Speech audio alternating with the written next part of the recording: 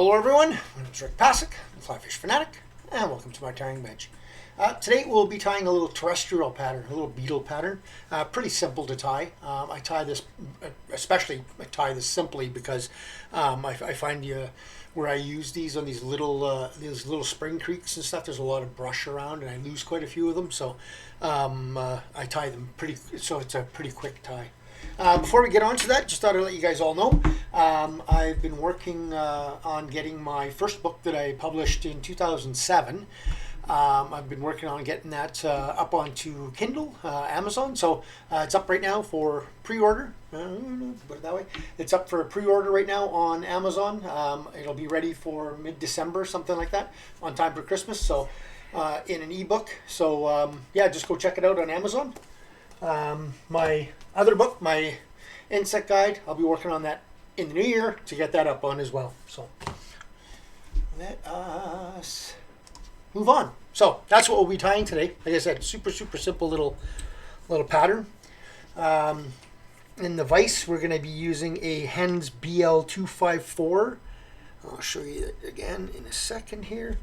Hends BL254 in a size 8.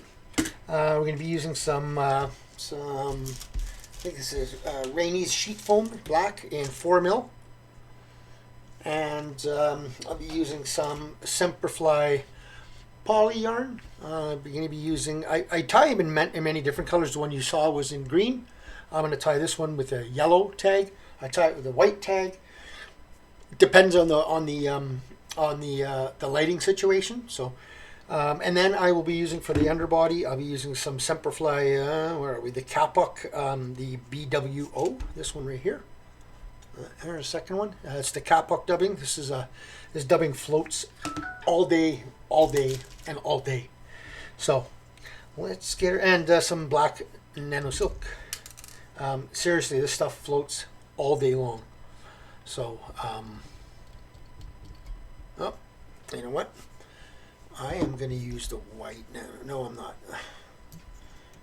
The black one just broke on me, so I'm not going to, because I know I've got a little burr on the end of my bobbin, and I didn't fix it yet, so I'll just use the, I'm using olive green is what I'm using. Usually I'll use black or green, so I'll use green this time. Okay, so I've just tied that on. Come forward.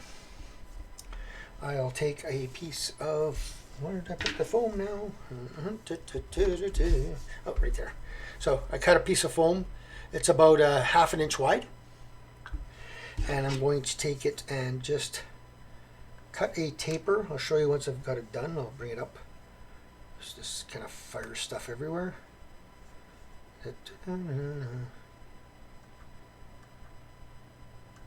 Just a little bit of a taper tie-in point. So I'm going to bring, I want this portion here of the tie-in to be back here. So right about there. So that's where I'll start my tie-in, is about there. So like that. I'll just tie this in. You can't crank on this right away. It is Nanosilk, it will cut it. If you're afraid of that, if you don't have the patience or whatever to be gentle with it, try using a waxed thread or really like a regular Danville's or something like that. Don't use these GSP threads, because if you're not careful with them, they will cut. Right, so, and I do like flattening it out. So, okay, so when that comes forward, like that, there we go. Okay, good. Now, I'm just going to go right back to the tie-in point. Going to wax my thread. Like I said, I tie these, probably take me, when I'm really going quick, about a minute maybe, minute and a half. I just don't like, wasting a lot of time on these fancy flies when I know there's a good chance of losing them, especially in these, like I said, some of these creeks that we fish around here are pretty tight. Don't have a lot of backcast room, and there's lots of overhanging branches and all that other stuff, right? So I like tying stuff that's simple, and obviously that still works. I mean, if it doesn't work, then there's no use tying it. Right, so,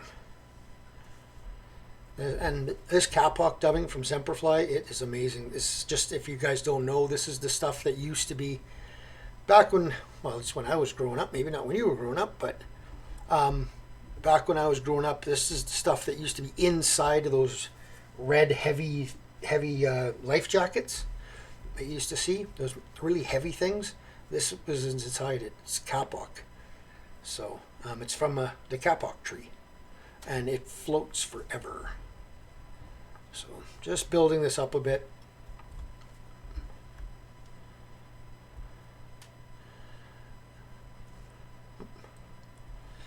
Just get a little bit more on there. Bring that forward. Tie that down, and when I'm pulling, I'm going to pull up and up and up, and that'll tighten that up nicely. So there.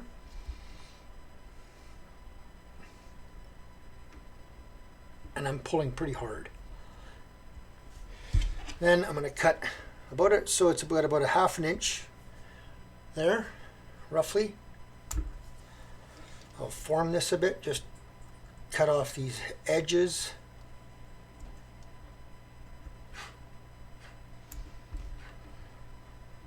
Just to make it a little rounder.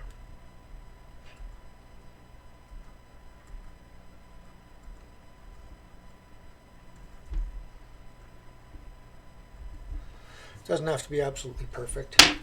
So then what I like doing is I like going in underneath here and just tying a bit of a bump.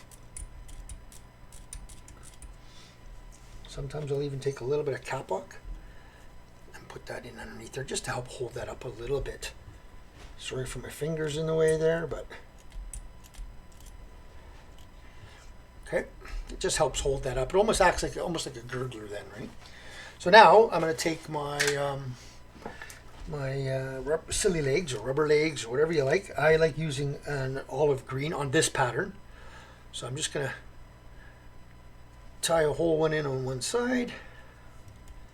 Again, not over tightening because you'll cut it. Just leaving a nice big loop in the front. Making sure, just going to turn that just to make sure this is on the upper side of this side. Same here, I want it on the upper side of the side. And I'm going to hold my back legs back. Just make sure they're tied in. And then I like taking some more Kapok and putting it right in there. It just helps spread those legs out a little bit.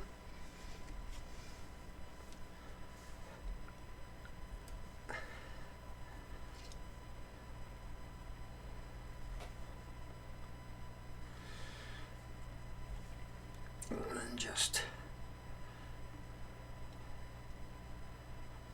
like so. Okay.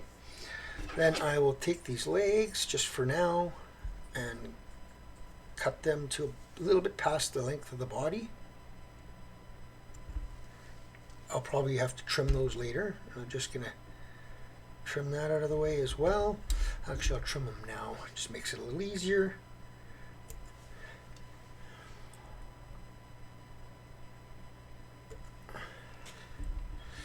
This one's got a little long.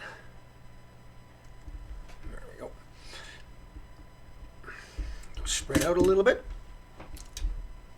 This one is up a bit. Let's see if I can. There we go. Okay, then I'm going to take a little bit of that PolyYarn. And this time, like I said, I tie them with different. This is just for vision, so you can see them in the water. I tie it with different colors for different light situations. And like I said, all this is an indicator. So I'm just going to tie a piece on.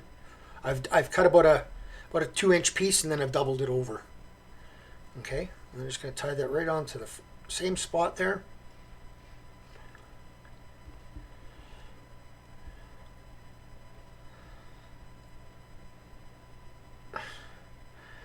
those little legs apart there.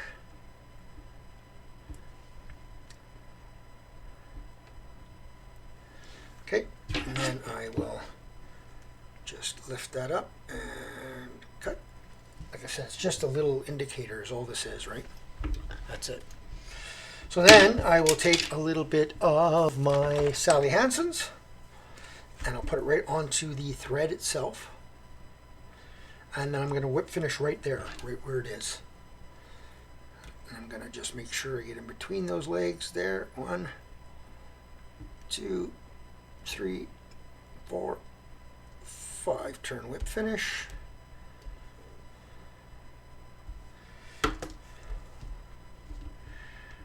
Nice and tight. Cut that off. And then I take my little dubbing brush. This Kapok doesn't pull out a lot, but I do want it to be a little fuzzy. So I will pull this out just a little bit. And that's it. Just a little buggy looking. That's it. She's a finished fly. Like I said, it's a simple fly. It's not, there's not a lot of, like, nothing fancy about it, but it really does work really well. I could have put a little bit more Kapok in between there just to keep those legs apart a little bit, but it's all good. Like this one here is a little bit better. I like having the legs just a little bit more apart, but it'll fish really well, and it'll float all day.